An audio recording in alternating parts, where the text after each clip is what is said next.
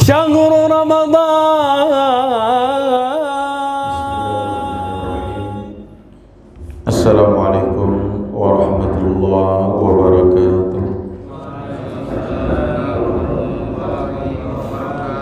Alhamdulillah hamdan katsiran tayyiban mubarakan fih kama yuhibbu rabbuna wa yarda.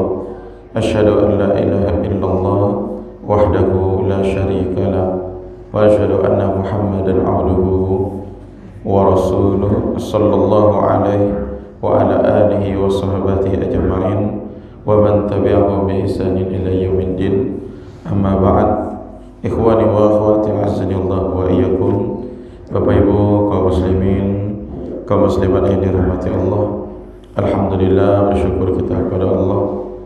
Alhamdulillah, hari ini adalah hari pertama pertama kita berpuasa di bulan suci Ramadan tahun ini 1442 Hijriah.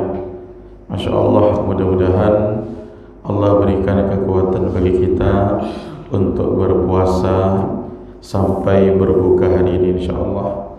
Amin ya rabbal alamin. Salawat dan salam untuk Rasulullah sallallahu alaihi wasallam. Allahumma salli wa sallim wa barik ala Muhammad wa ala ahli Muhammad. Baiklah Bapak Ibu kaum muslimin kaum muslimat dirahmati Allah, insyaallah setiap hari setelah sholat subuh kita adakan kajian ataupun tausiah yang berhubungan dengan puasa Ramadan.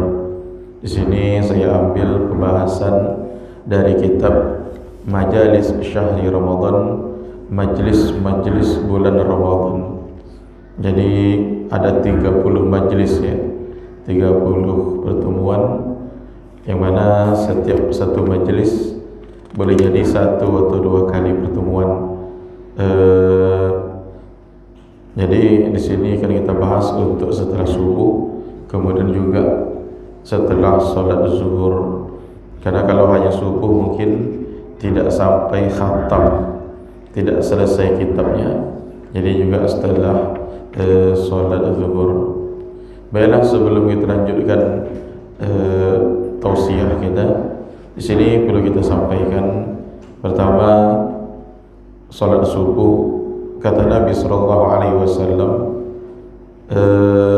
man shallal isya fi jama'ah fa ka'annama qama nisfal lail.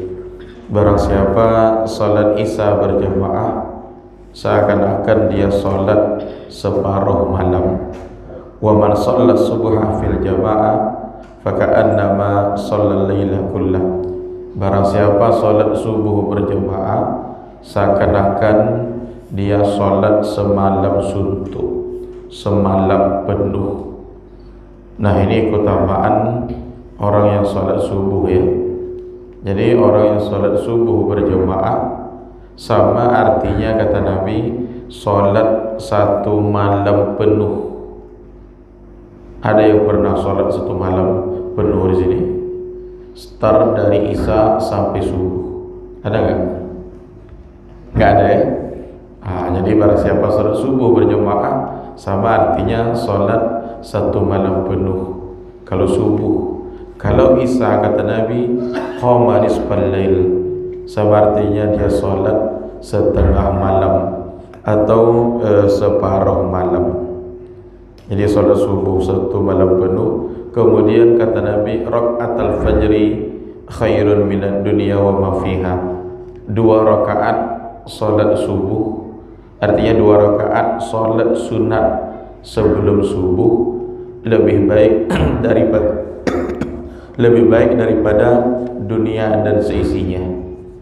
Jadi jangankan salat subuhnya, salat sunat rawatib 2 rakaat sebelum salat subuh lebih baik daripada dunia dan seisinya.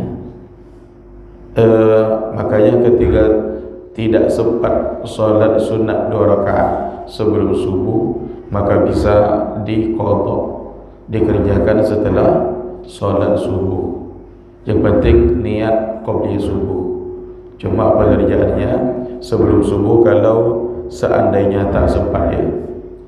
Kemudian setelah sholat berzikir, berzikir pada Allah, kemudian doa ya. Zikir yang paling mudah setelah subuh itu baca subhanallah 33, alhamdulillah 33, Allahu Akbar 33. Berapa semuanya? 99 ya. Saya ulangi, subhanallah 33, alhamdulillah 33, Allahu Akbar 33. Kata Nabi, untuk menyempurnakan 100 tambah dengan kalimat tahlil. Apa kalimat tahlilnya? La ilaha illallah wahdahu la syarikalah, lahul mulku wa lahul hamdu wa huwa ala kulli syai'in qadir. Setelah itu baca ayat kursi. Baca ayat kursi ya. Jadi kalau bisa hafal ayat kursi, kalau tidak lihat Al-Quran Al-Baqarah 255. Surat Al-Baqarah ayat 255. Allahu la ilaha illa huwal hayyul qayyum sampai akhir. Gak bisa minum ya. Batuk susah minum kan. Nah, kemudian baca 3 kul ya. Baca 3 kul. Kalau untuk subuh dan maghrib itu masing-masing baca kul huwallah 3 kali, kul a'udzu birabbil falaq 3 kali, kul a'udzu birabbin nas 3 kali.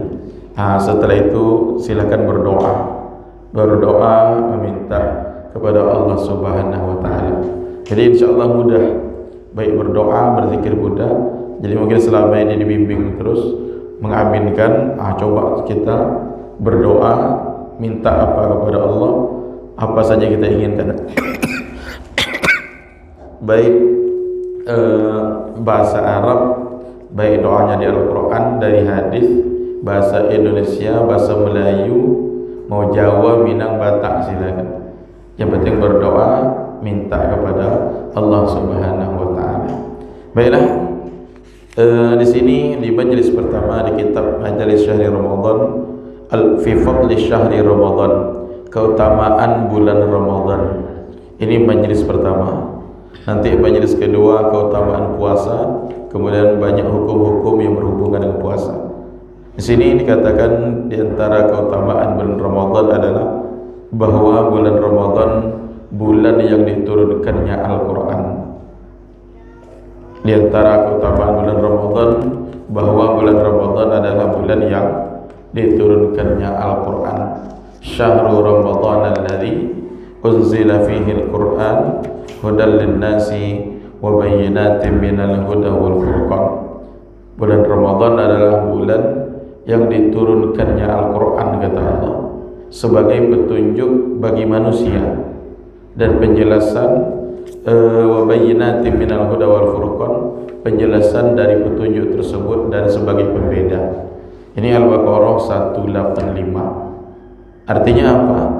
Di sini menunjukkan Al-Quran pertama kali turun.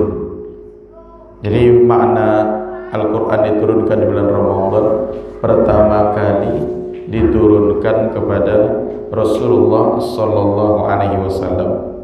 Adapun di luar Ramadan, Al-Quran turun terus selama 23 tahun. Selama berapa? 23 tahun ya, baik di Mekah maupun di Madinah. Di Mekah 13 tahun, di Madinah 10 tahun. Jadi makna Al-Quran diturunkan di bulan Ramadan, yaitu pertama kali turunnya. Nah, di sini para ulama dahulu mereka sangat antusias untuk baca Quran. Ada di antara mereka yang khatam Al-Quran 1 hari 1 kali. Itu ulama-ulama terdahulu. Ada yang 2 hari 1 kali, ada yang 3 hari 1 kali, ada yang 4, ada yang 5. Begitu ulama-ulama terdahulu. Imam Syafi'i khatam Al-Quran selama bulan Ramadan sebanyak 60 kali. Itu Imam Syafi'i. Ada yang bisa ada? 60 kali selama Ramadan. Berarti satu hari berapa kali? 2 kali. Siang 1 kali, malam satu kali. Pemecah rekor nomor 1 itu Imam Syafi'i. Artinya dalam semua riwayat, semua kitab menjelaskan dalam kebanyakan kitab Imam Syafi'i yang nomor 1-nya sampai 60 kali selama bulan Ramadan. Kalau kita berapa kali? InsyaAllah mudah-mudahan bisa ya. Artinya bisa khatam Al-Quran selama bulan Ramadan. Mudah-mudahan minimal 1 kali jadilah. Tak bisa 1 kali, usahakan 2 kali ya. Tidak bisa 2 kali, usahakan 3 kali khatam Al-Quran.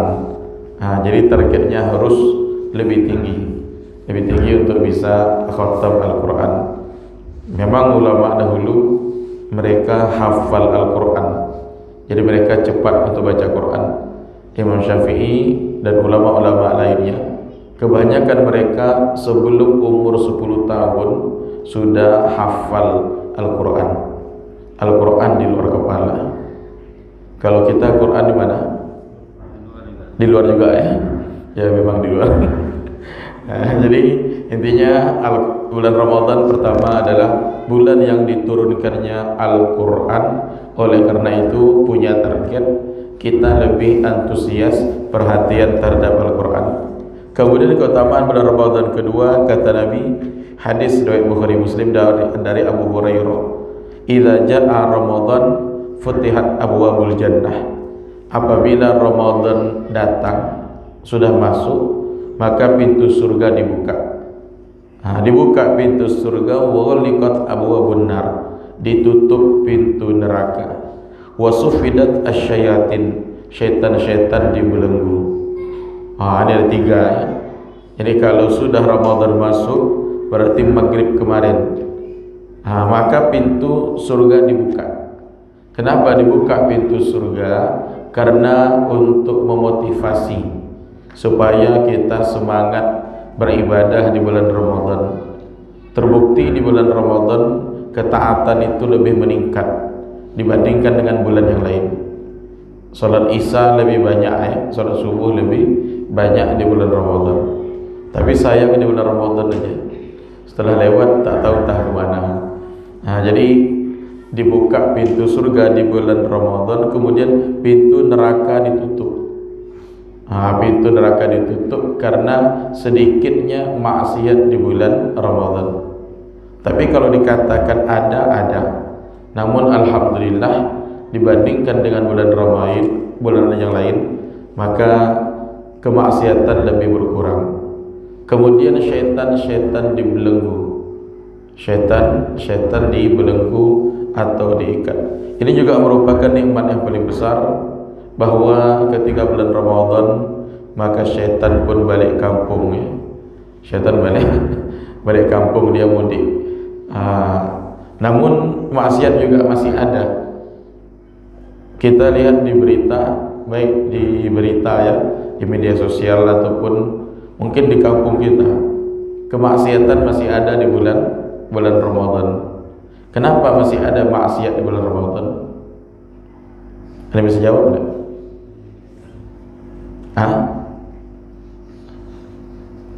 Kenapa masih ada maksiat, kejahatan di bulan Ramadan?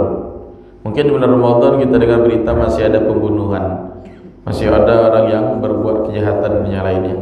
Padahal syaitan sudah diikat. Apakah ikatan tersebut lepas sehingga kembali banyak maksiat ya? Sebenarnya banyak penjelasan para ulama dalam hal ini. Pertama, ini sebagai kesimpulan bahwa kemaksiatan itu bukan hanya dari bisikan syaitan. Kemaksiatan bukan hanya dari bisikan syaitan, tapi juga dari bisikan jiwa kita, dari hawa nafsu kita, dari diri kita sendiri. Sehingga walaupun syaitan sudah balik kampung, maka kebanyakan di antara manusia meneruskan perjuangan setan. Itu ya.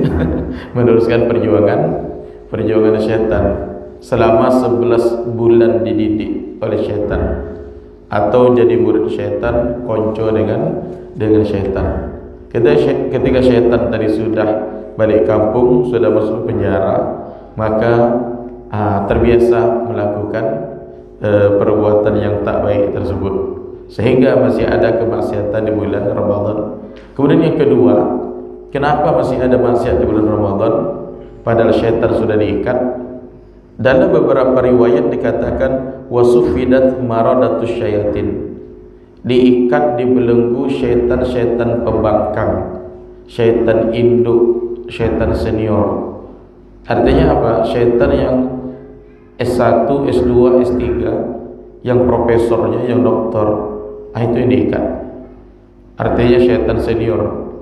Adapun syaitan-syaitan junior, syaitan yang masih sekolahnya PAUD, syaitan yang masih TK, masih SD, itu masih berkeliaran, masih dibebaskan berkeliaran, sehingga mereka tetap mengganggu anak Adam. Artinya mereka tetap bebas berkeliaran. Itu menurut sebagian ulama. Intinya alhamdulillah ala kulli hal, bagaimanapun di bulan Ramadan ini ketika syaitan diikat, musuh utama kita diikat, maka maksiat lebih berkurang. Ini merupakan nikmat yang paling besar dari Allah Subhanahu wa taala. Ikhwani wa akhwati azani Allah wa iyyakum. Insyaallah akan kita lanjutkan masih majlis pertama untuk keutamaan bulan suci Ramadan ya. Mudah-mudahan tausiah singkat kali ini bermanfaat untuk kita semua. Mudah-mudahan kita dapati keberkahan dari majelis ilmu. Ini kita tutup. Ada pertanyaan? Ada bertanya? Kalau ada pertanyaan kita persilakan.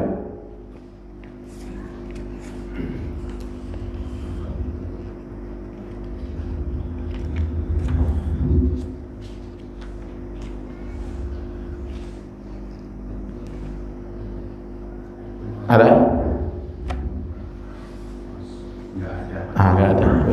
Kalau tak ada, kita cukup sampai sini. Berdoa meminta kepada Allah, mudah-mudahan Allah berikan kekuatan untuk kita berpuasa sampai berbuka. Kata Nabi, man shoma ramadhana imanan wa ihtisaban, barang siapa berpuasa puasa Ramadan karena iman dan karena mengharapkan pahala dari Allah, ghufira lahu ma taqaddama min dzambi, Allah ampuni dosa yang telah lalu. Insyaallah ya. Jadi hari ini kita berpuasa dengan dua syarat. Karena keimanan kita, yang kedua karena ingin mengharapkan pahala. Mengharapkan pahala dari Allah, maka Allah ampuni dosa yang telah lalu. Banyak maksiat di luar Ramadan, alhamdulillah di bulan Ramadan Allah ampuni dosa kita. Jadi ini juga merupakan keutamaan bulan Ramadan. Kemudian di bulan ini banyak doa ya. Doa orang yang berpuasa mustajab. Doa orang berpuasa dikabulkan oleh Allah Subhanahu wa taala sampai nanti berbuka. Baiklah, sallallahu ala nabiyina Muhammad wa ala alihi wasallam. Subhanaka Allahumma wa bihamdik, asyhadu an la ilaha illa anta, astaghfiruka wa atubu ilaik. Assalamualaikum warahmatullahi